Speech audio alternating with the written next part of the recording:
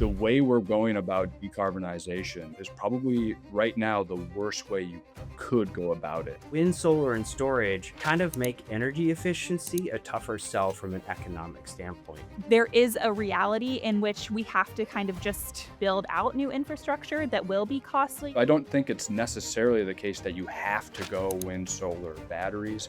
I think that nuclear is a better option than that even. The best possible path from where we are today, which is prices are too damn high, to where we want to get, which is reliable power system. When a company puts something in the rate base and it gets approved in the rate case, your prices never really go down.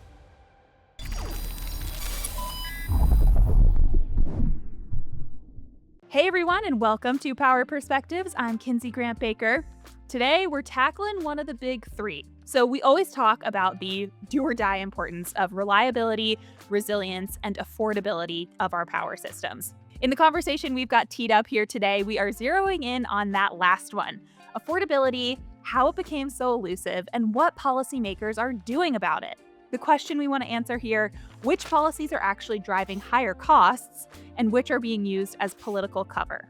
Because when nearly a quarter of adults, over 52 million people, cannot pay their power bills in the wealthiest country in the world, something's got to give. Today, let's find out what.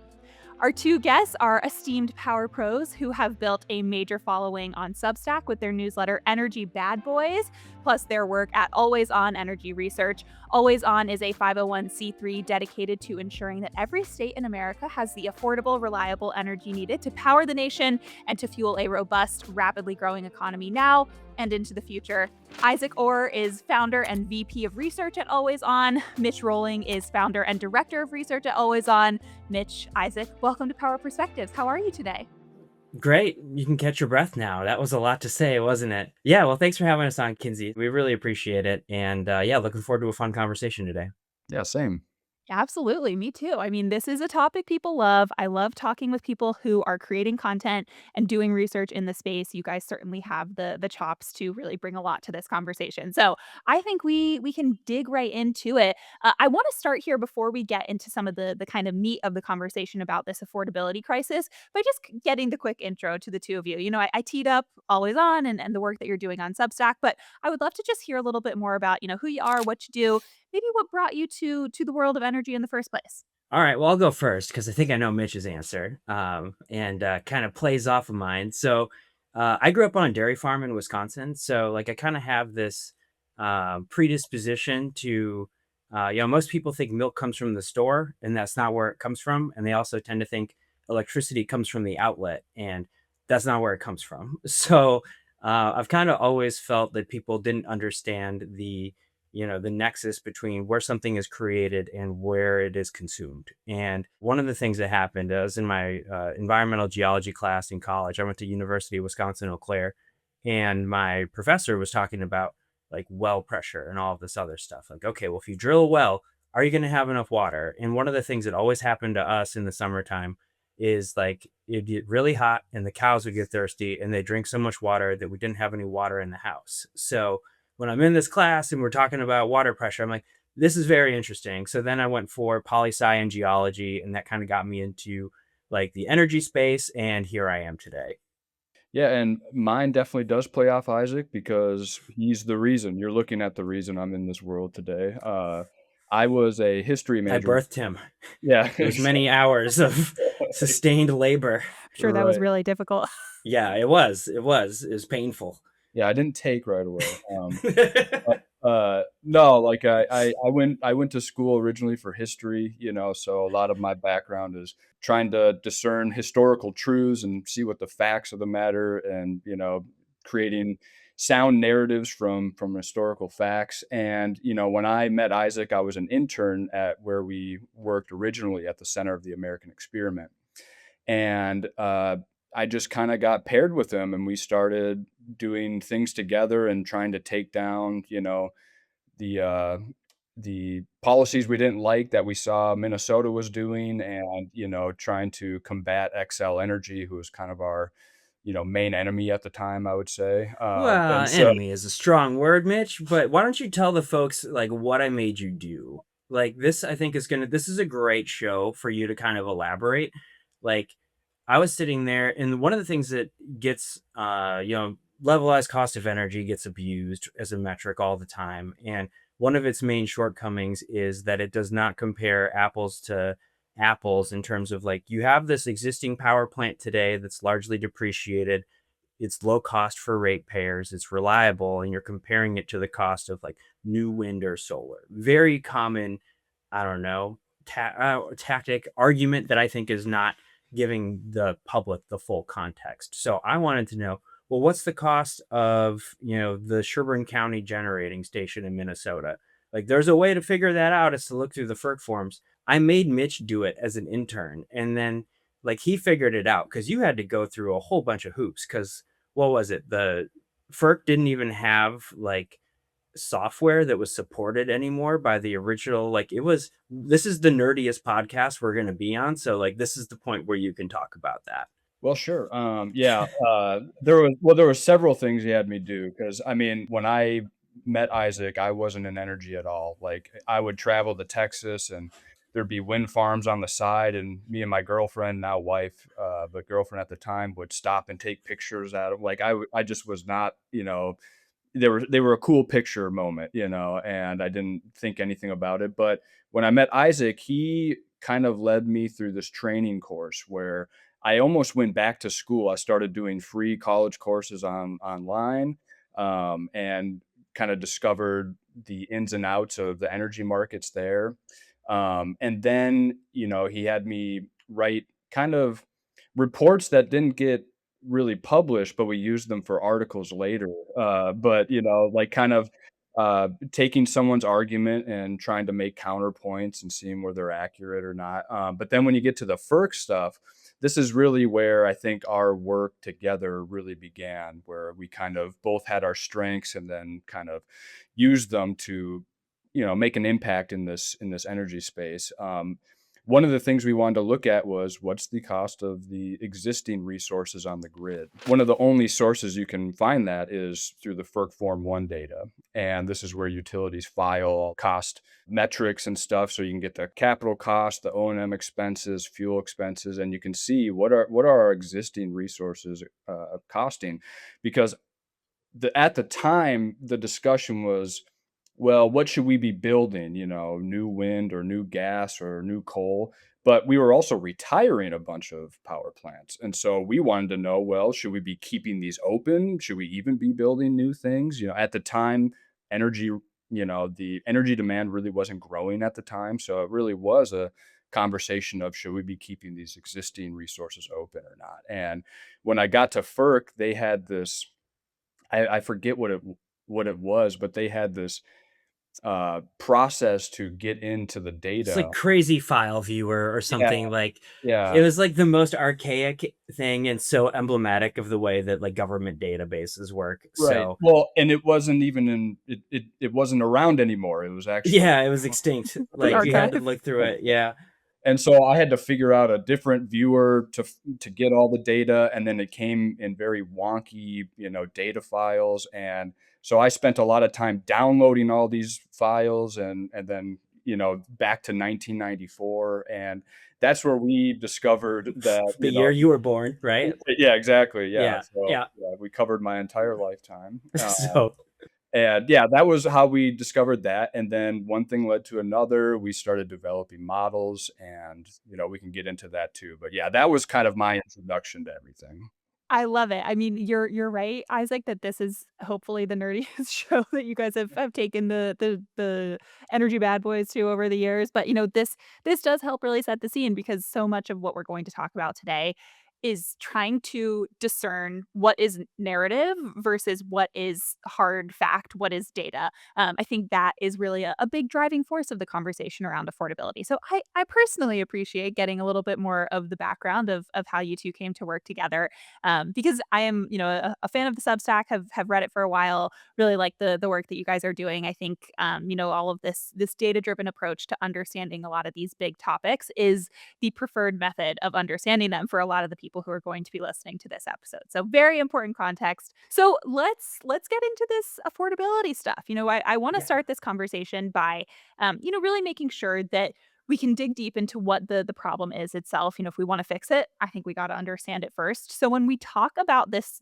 quote unquote energy affordability crisis, I would love to hear your perspectives on what that means in practical terms for households, for businesses. What is the state of the typical customer's energy burden, and maybe how that's evolved in recent years according to your findings, your data? Well, I mean, I think people are just like sick of paying too much for everything. And that's not necessarily just an electricity specific thing. I think groceries have a lot to do with that. Like, the cost of beef is way too high right now. Like, we've been cutting back personally. So, like, I think it's just kind of like the staple, like, basket of goods, if you will, just like costs way too much. And that's making people upset about their electric bills as well. I think that's a big part of it. And they've gone up a lot. You look at the trends nationally since 2019, the prices have gone up quite a bit. And, the the other aspect of this is, Mitch and I talk about this pretty frequently.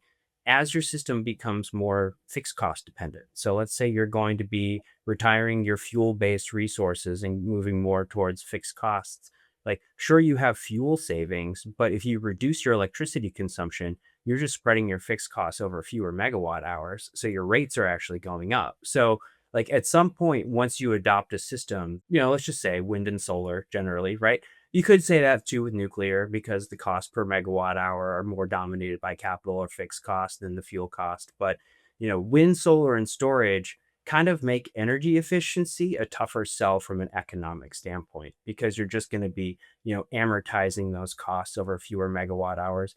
The utilities get to increase their cost either through a true up or a decoupling mechanism. The whole like put a sweater on and lower your electric bill works in some places where you have more of a fuel-based system a little bit, but like how much do you want people to put their sweaters on too, right? Like this entire idea of like demand response, like your grocery bill is too high. Have you considered skipping lunch? Like, is that really what we want to be promoting as a society when it comes to the power system? And that's, not how we feel. We want, an abundance of low cost power that's reliable. And then if you can make it cleaner over time, cool. But let's, have an honest conversation about those trade-offs. So, from a regional perspective, we tend to see that the bluer the area, the higher the rate when it comes to the prices. Some of that is due to places like California having lower per capita assumption or consumption. So you're spreading those, like we said, it's the rate is all about the, the cost divided by, the denominator of the megawatt hours. But, they also have a bunch of policies there that contribute to that. So you have 100% carbon free mandates, you have cap and trade systems, or, greenhouse gas trading taxes, that sort of thing. You have, more opposition to pipelines. These areas were more likely to have banned nuclear power plants and shut down their existing depreciated nuclear plants as well as their coal plants. So always on is our day job, people. So if you'd like to donate to that, you can definitely do that. But it was with the Institute for Energy Research. We called it Blue States High Rates. And we have this map that just shows if your state is red, it's below the national average. And if your state is blue, it's above the national average. And it's basically an electoral map, except for Washington, Oregon, New Mexico, Minnesota, and Colorado, and Virginia. Like those are the blue states with rates below the national average. And it's pretty much easier to explain why those states are below the national average than it is to kind of discredit this idea that, okay, well, policy matters, especially at a state level. Federal Power Act says, states have wide, powers to figure out what their resource mix is going to be. And you look at it, Oregon and Washington had a very Green New Deal in the 1930s where they built large hydro facilities that, still provide a lot of very cheap energy today. New Mexico has had some of the most insane load growth out of any state in the country, and it's almost entirely due to the Permian Basin. So they have a delivered cost of natural gas at their power plants of 99 cents a million BTU, which is just like a third of the cost of most other places in the country because they have more gas than they can use. And then they've also had load growth of like a third since like 2010 or something ridiculous. So, you divide the numerator by a much larger denominator and you get lower rates. And then Minnesota and Colorado had prices that were about 20% below the national average. in 2007. And we've seen that, competitive advantage erode over time. Prices have gotten more expensive. If you're an early adopter on a new technology, you tend to pay higher prices. And that's just why I waited until like iPhone 5 to come out before I got a smartphone. But so like those states, 2007, that was on the earlier end. You were looking at very expensive PPAs for wind. Solar was still in this like way too expensive to even think about even incorporating into your renewable portfolio standard. Like later on, like a few years later, they started to incorporate carve outs for solar, but that was after the price had come down a little bit. So that's a really long-winded way of kind of talking about it. But essentially people are upset everything costs too much. And, these price increases are impacting red and blue states. It's just the actual rates are increasing faster in bluer areas than red ones. I think what I'd add to that is, Isaac started that by saying, beef is too expensive, so we've been cutting back. Well, you can't really do the same with electricity, right? You need it for your daily life. And I think that's why in energy, that's why it's a pain point for so many people. And also what Isaac said, and even if you do cut back, we're getting to a point where a lot of these costs are now being baked into fixed costs. And so if you try to cut back, well, in a year or two, they're just going to have a rate case and recuperate all of those expenses again. So we're getting to this point where this is a significant strain for families, but also businesses who, if you're lucky enough, you can try to move to a different state and try to go to a lower cost area. But we're seeing many places just shut down because the cost is too expensive. So that's what I would add to that. It's just it's more difficult to try to cut down your electricity use. You need it for daily life. Yeah, yeah. And it also, the entire premise of cutting back assumes certain things about what have proven time and time again in energy and elsewhere to be irrationally behaved people, right? We don't always behave in our best interest. I think we talk a lot on this show about your bill really being the number one way that a utility can communicate with the typical neighbor down the street who is complaining about utility prices. But at the end of the day, there are so many more inputs, and it's not always easy to communicate all of those to average everyday people who might have these complaints about the prices and the affordability itself.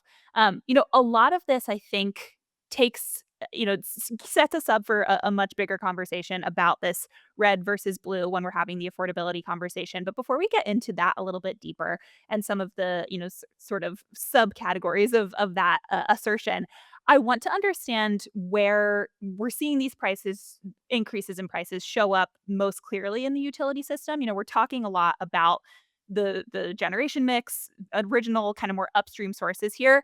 Is there anywhere else that we should be talking about the conversation for affordability, transmission capacity? Where else is this kind of cropping up as a major topic that deserves more attention?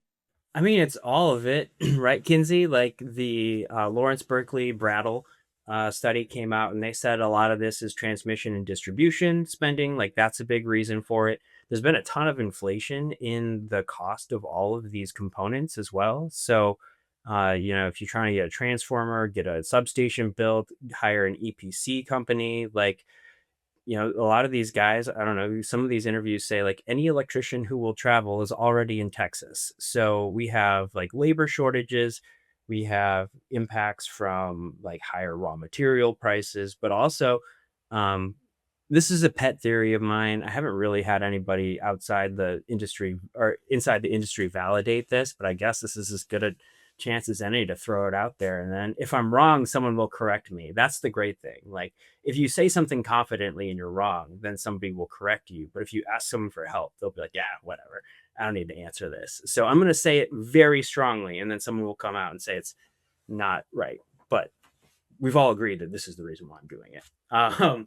My theory is that a lot of data centers are buying up this equipment at any cost, right? So perhaps they are creating scarcity. There's supply, there's demand, and if you're doing a lot of the local distribution level stuff, transmission level stuff, and you have a customer that is not price sensitive, then perhaps they are bidding up the clearing cost of the components that everybody else needs in order for distribution and transmission. So like I said, I haven't had anybody say, yes, I think that's right. It's just kind of been a theory, but if we look at the fact that, new natural gas plants now cost combined cycle $2,200 a kilowatt, 25, I've heard $3,000 a kilowatt.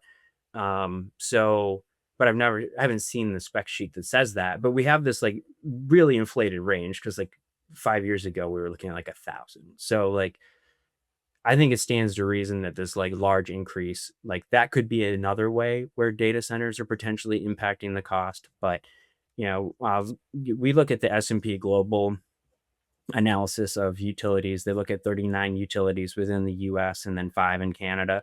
And 19% of the overall capex that they're projecting moving forward over the next 5 years, that's wind, solar, and batteries. And that is now a larger component than like thermal generation in this like stack of, different costs. So yes, transmission is up slightly, and distribution's up relative as a share of the relative spending. So unfortunately, the graph that we have from S&P Global shows everything as a share of 100%. So, we can't really get a good feeling for the absolute increase or decrease, because I'm sure that that's also increasing a lot when, utilities are throwing out ridiculous capital plans like, yes, this mid-level utility is now going to be spending $60 billion in the next 5 years. And you're like, holy cow, like it's a lot of money right now, and it's going to be in all these sectors. So what we try to do is we try to say, okay, where can we start cutting? Everyone knew that you had to build more transmission and distribution to accommodate wind and solar, and that's the way we were going. And that was something we always talked about because people would always point to the LCOEs of wind and solar and say, hey, look at how cheap these are. Well, those were missing the other aspect of the system costs that you need to put on your grid to accommodate them. And that's something that we always baked into our modeling.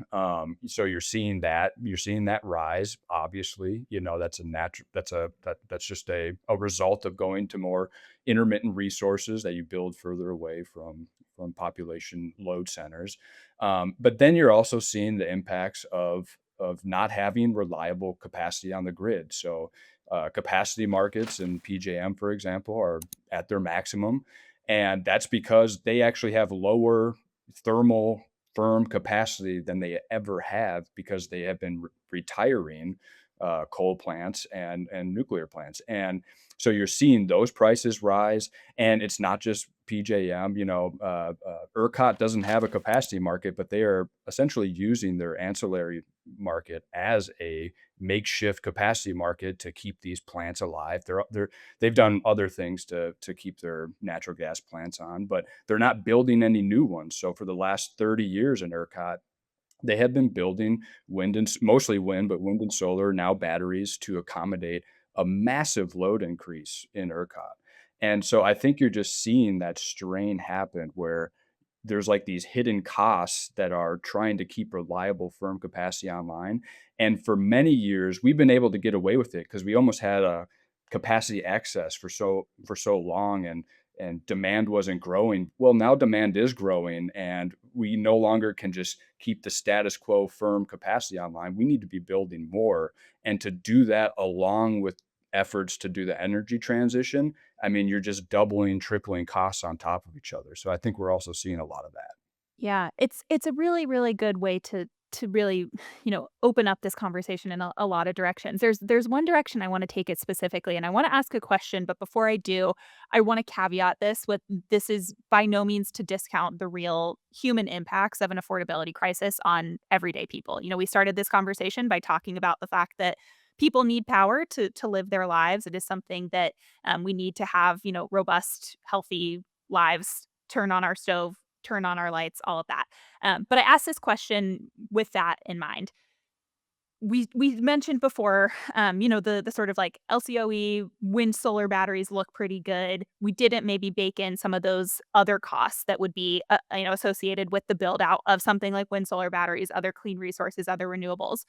I'm curious if there is a reality in which we have to kind of just swallow the frog and build out new infrastructure that will be costly. Tell me a little bit more about your perspective on this idea that we do have aging infrastructure in the power system in the United States, regardless of what kind of power is going to, pass through our lines, that when we turn on our lights, it doesn't really matter where it comes from. It's aging infrastructure regardless. Does that factor at all into the conversation about the increase in costs that get passed along to that end customer when we're thinking about building out new infrastructure that can suit more clean and renewable sources? Tell me a little bit about how those kind of factor into each other. This idea that infrastructure is aging no matter what because time passes, and the fact that we have new generation sources coming online that suggest a trend that is maybe not in the direction of coal. Yeah, what are your thoughts there? Yeah, of course, we were retiring a lot of aging infrastructure, and that's there.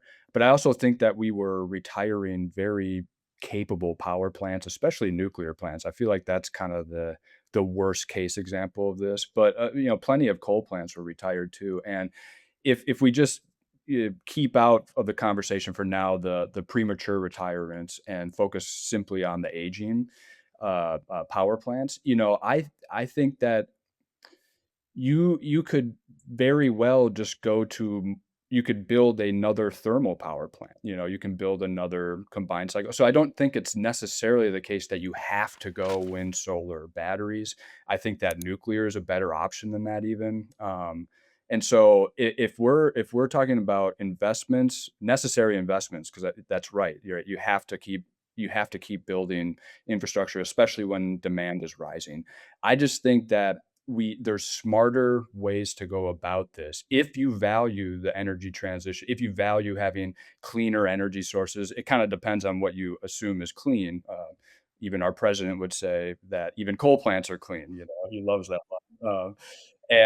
But so I think it depends on what you think is clean. Lots of people are now including gas into that, but I think many people exclude nuclear in that. And I think that the way we're going about decarbonization is probably right now the worst way you could go about it. And so I think that a much better option would be to invest in valuable, reliable, baseload dispatchable resources, like gas and nuclear. Now we've modeled plenty of grids, whether it's natural gas, mostly natural gas, keeping coal plants alive, or if you want to decarbonize nuclear and wind, solar, and batteries.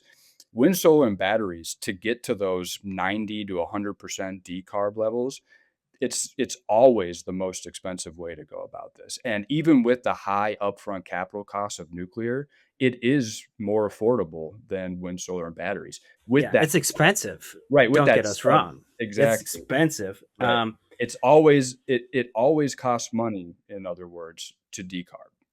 Thermal resources are more affordable, but they come with those emissions, and so if you prioritize getting rid of those, you have to think about what's the smartest way to go about it, and I think we're just doing it the worst way you could. Yeah, and then there's also just like the transmission and distribution side of things, right? Like the distribution system is old, and yeah, maybe we should have been like investing in that during a period of low demand growth, but we didn't. We invested in charismatic megafauna of wind and solar. So now it's just like, okay, well, we had this like huge benefit of the shale revolution that took like natural gas prices dropped from $8 per million BTU to like two. Like, how cool is that? So we had this like fuel savings, and it would have been really awesome if we had invested that into some of this hard infrastructure that is going to be needed, right? If you've got 50, 60-year-old transmission and distribution stuff like we're seeing in California, that's a problem. That's a safety hazard. That is going to result in people having blackouts. So, yes, unfortunately, there is going to be a take your medicine moment here. And the thing about it is like, well, let's figure out the smartest way to maximize the ratepayer dollar. And that's really what we're all about. Yeah.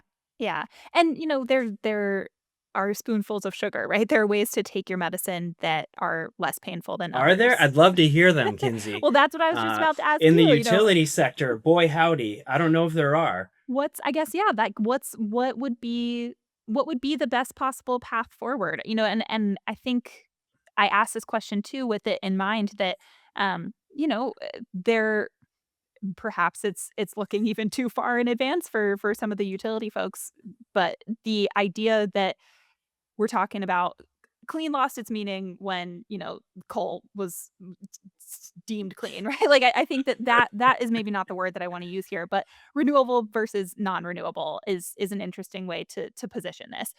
We're looking at a potential non-renewable resource, not in our lifetime, probably not for a really long time. But how long are we kind of kicking the can down the road when we're looking at decarb goals that do matter, right? Like this is an important part of the conversation at the utilities and the people who work there who are listening to this show.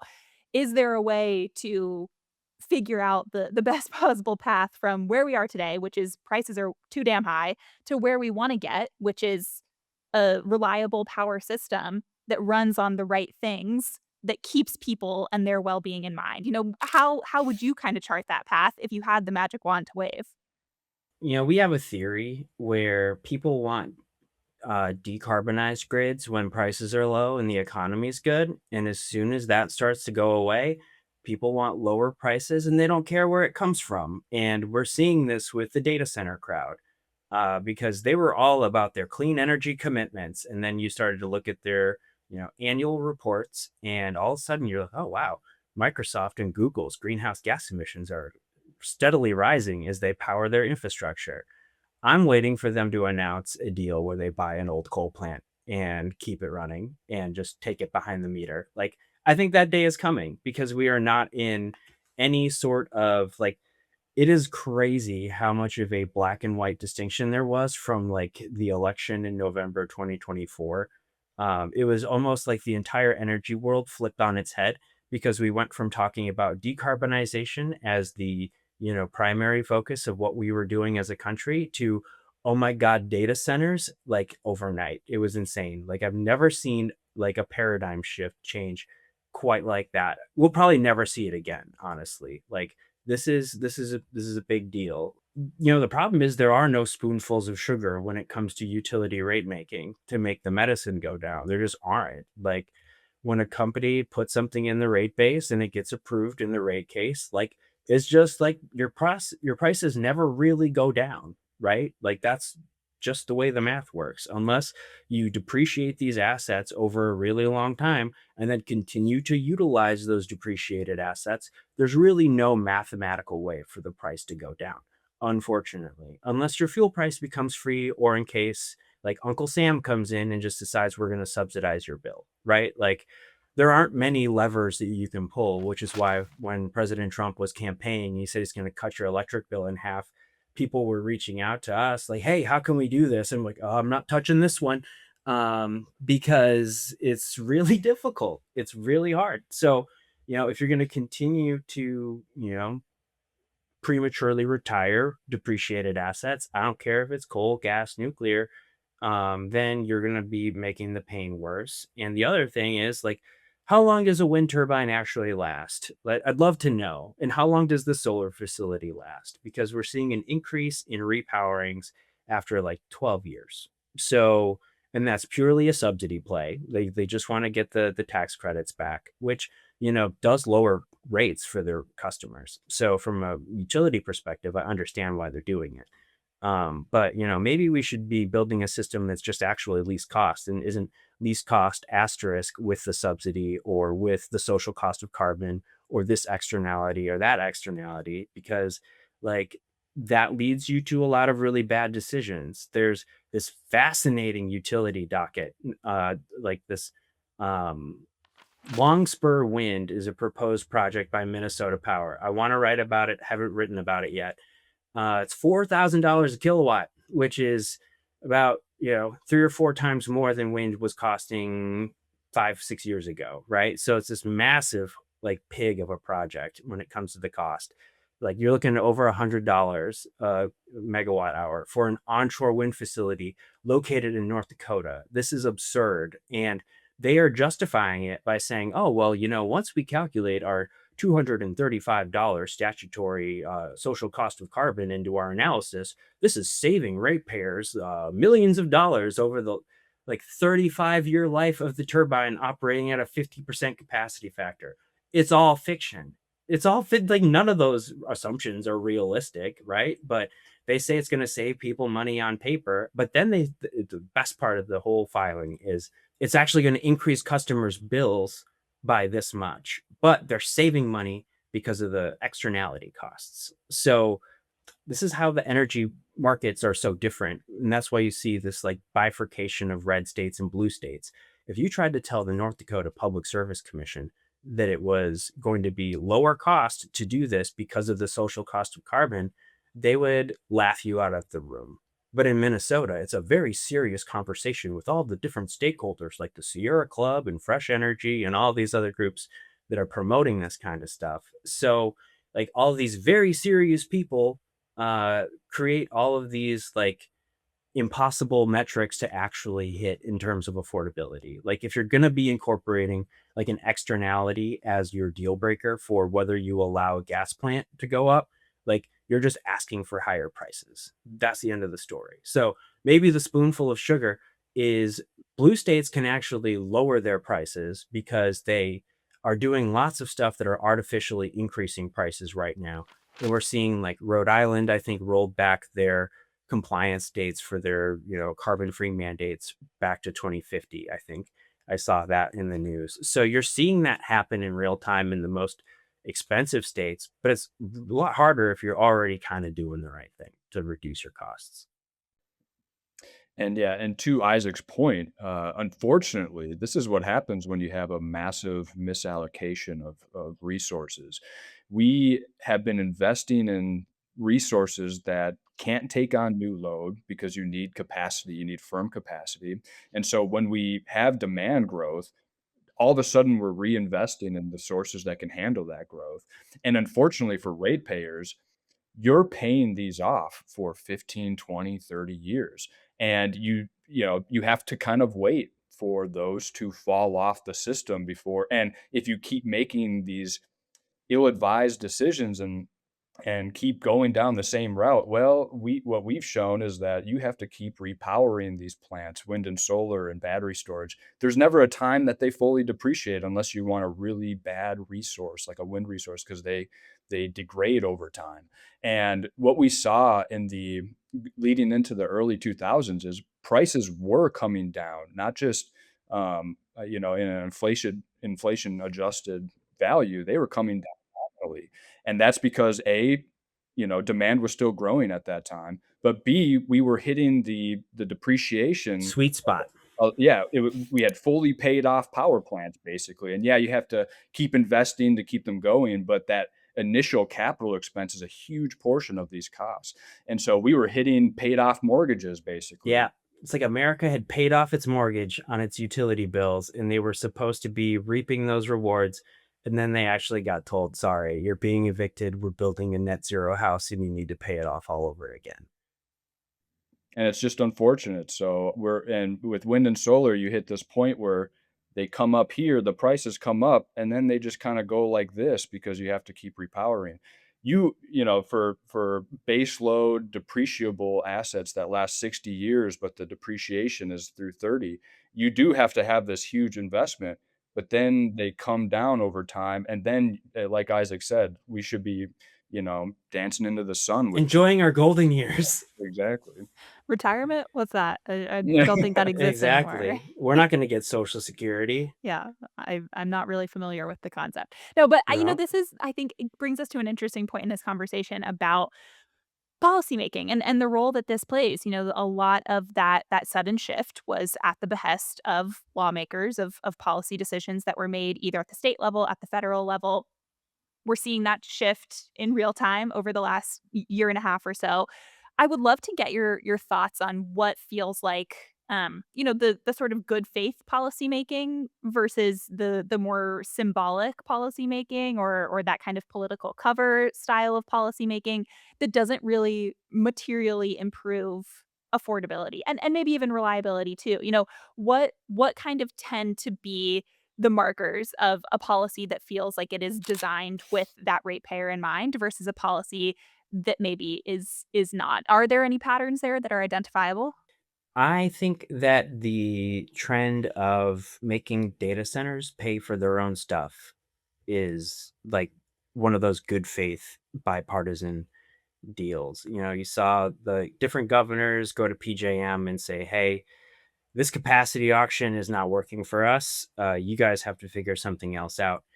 I don't know how that works. If you have a market clearing price that is not high enough to incent new generation, kind of like, to me, doesn't really make like market economic sense. Like, how do you get that next incremental megawatt if the price isn't high enough? So, but I think that is a place where the conversation is like good faith. Also, there are other states around the country where they're just saying, okay, you can take your data center behind the meter, some sort of consumer regulated electricity system.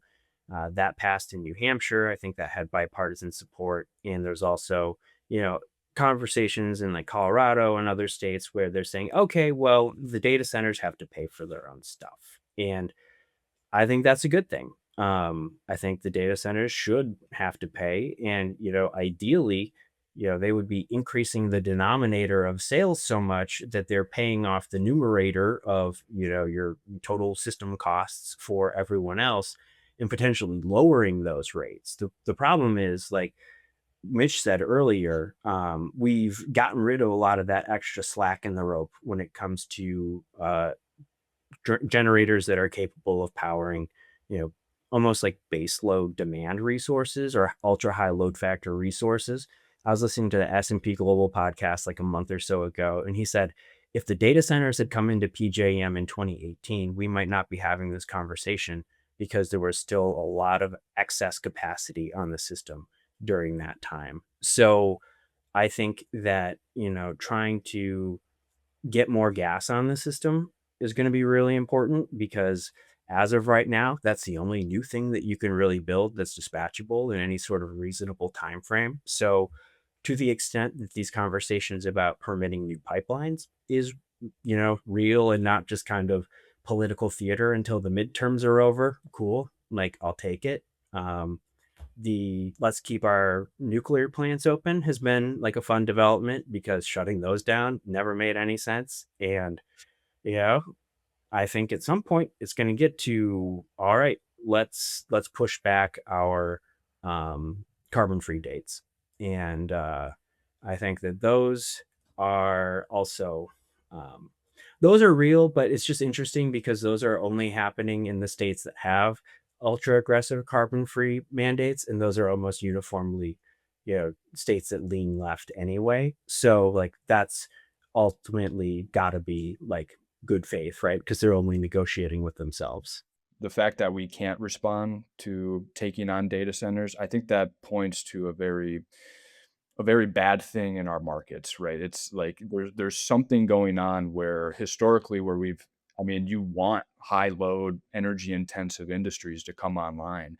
And the fact that we can't respond to that, it not only suggests that the capacity markets aren't incentivizing, enough capacity to meet there's also bad incentives that are incentivizing building uh, energy sources that can't do it, right? So, like mainly the subsidies, also the mandates, right? The subsidies are incentivizing people to build resources that are low value, unreliable, and maybe there is room for them as fuel savers in a perfect world where there is no subsidies. But I think that the subsidies are making the markets act like these are resources that can handle significant load, and they can't. And now we're getting to a point where when you would ideally like these data centers to lower costs for everyone, well, they're not, because we've just, like I said, we have such a misallocation of resources right now that the markets are all screwed up. Yeah. Yeah. I mean, it's a really important point to round out this conversation. And I think it leads us to this idea of, let's say that these things happen, right? We get more gas, more permitting for new pipelines, keep more nuclear plants open, push back some of these decarb dates, have more advantageous or more thoughtful subsidies come to fruition. What does affordability look like in that world? Can you kind of project or make any predictions about what might happen to this affordability crisis should all of this come to pass, which I know is unlikely, but I'm curious about what this sort of ideal version of the future looks like to the two of you. Well, that's why there's no sugar, Kinsey. Like, there is no sugar. It's just prices go up less than they otherwise would if we decided to invest less prudently. So that's it. The prices are going up, and that's the result of policy decisions that were made 10 years ago, whether that's, regulatory regimes that, incentivize certain generation over others, or, the integrated. So the regulations influenced the IRPs, and the IRPs influenced the rate case, and the rate case today is what people are mad about. So problem is there were a lot of like decisions for resource planning between the regulation and the IRP and the people being upset about it. So like there's just this natural delay in the utility planning process that disadvantages normal people who are, being told that their bills are going to go down because of energy efficiency and the fuel savings from wind and solar. So they've been fed a lot of inaccurate information because you're just increasing your fixed costs and you still have to have the dispatchable fleet, right? That's, pretty straightforward stuff there. So the perfect affordability world is, hopefully things don't get much more expensive than they are right now. Or maybe you just say, all right, data centers, you get to pay for everybody's power bill. But I don't think that that's going to pass like some sort of like just and reasonable metric. But maybe because it's big tech, no one will care. So like, I don't know. That's like the fantasy land way to reduce prices. I mean, eventually it will work potentially if you don't overinvest. If your numerator is prudently managed and you increase the denominator, maybe it'll work out for you, but I'm not holding my breath. Yeah. Maybe the new call your senators is call your local big tech company building a data center. Yeah. Like, Yeah. it's really interesting to think about it this way. Both of you, I think, have certainly brought some really compelling stuff to the table in terms of the realities that we're all looking at. The not so satisfying conclusion that it sounds like we're really coming to is the best possible outcome here is things just don't get crazy more expensive. They just get a little more expensive in a reasonable way over the long term. How do utilities talk to their customers about that? It's not really the most compelling story to tell. I'm curious if you have any ideas or feedback or suggestions for our utility listeners when they're talking about affordability with customers, when they're publicly speaking about the importance of affordability to the business that they're building, and then have to turn around and spend $60 billion in CapEx over the next 5 years. What does that story sound like? What should it sound like? Well, that's interesting because I don't know if I would go to the utilities for this, right? I think they we call what they've been doing green plating the grid, and so they're going to feed you all this stuff about affordability, but what they want is to rate base capital expenses so that they can have a higher rate of return. And of course, they can't do that, just full blown because They need a people. good pretense for doing Right, so. right. But, in Minnesota, Excel, for example, kept changing over time how they described their low rates. First it was going to stay below the national average, and then it was going to stay with the rate of inflation. And then they just stopped talking about it completely because they blew past all of those metrics over They time. all do it. And like all of them talk about their least cost portfolio, and their least cost portfolio is always just relative to some other portfolio that they've modeled. It's BS baseline modeling that we've talked about, bait and switch, not, the swear words, right? Because this is You a can also family say friendly that here. show. This is a family friendly show, Kinsey, at least for this episode. I'm dictating that at this moment. But no, so like they don't show you the customer bill impact compared to today. They don't say, here's your bill today, and this is what you're going to pay under this IRP situation or that IRP situation. They say that's too complicated. We can't do that. But ultimately, like if I go out and I need to buy a new furnace, I look at, okay, this is what I paid for my last one, and here are the 3 or 4 models that I'm considering based on my house and my personal needs. But like you don't get to do that as a consumer with the utility because it's a monopoly, and that's like fine, right? Maybe there is no free market for electricity, and maybe there never will be, and like come to terms with that.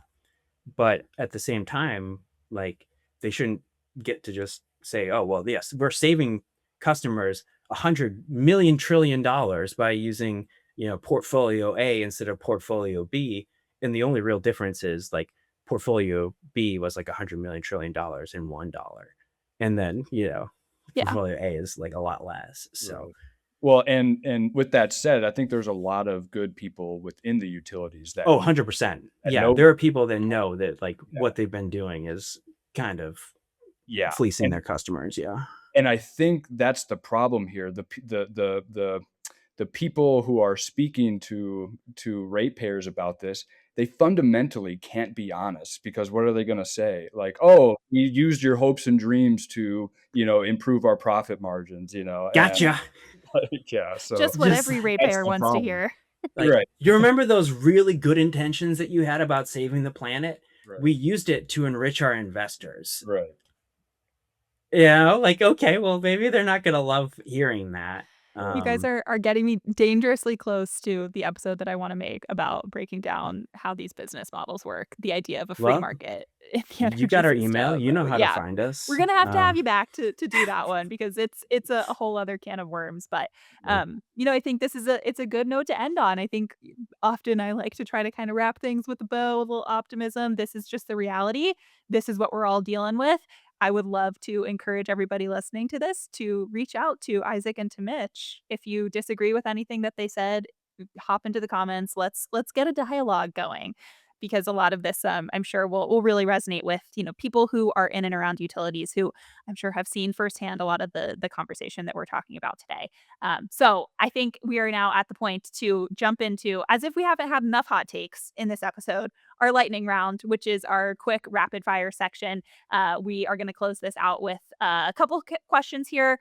If you could keep your answers to a couple words, maybe a sentence or two, that would be awesome. Are we ready to rock? Yeah. Okay, so first question for you: in these politically divisive times, I would love to hear if there's one thing you think everybody can get behind. What is a space for some common ground, maybe some bipartisan common ground? What's the one thing we can all agree on? Nuclear. Yep. Easy answer. Easy. Layup. Okay, the next question for you here: what has you most excited about energy between now and, let's say, 2030, 2035? If you could give me a reason for optimism, that would be great, because it is really how I like to end these. So what are you looking forward to? What gives you a reason to be excited? Well, it's absolute chaos. No one knows what's going to happen. So like, it's kind of fun. And for me, the refocus on affordability. I like seeing that reprioritize. Yeah. All right, I dig Yeah. it. All right, and my final question for the both of you: can you give us some career advice? What is maybe some of the best career advice that you have gotten so far? What's your best tip for the listeners of today's episode? Be as useful as you can. Take advantage of your strengths and make sure you're getting paid for it.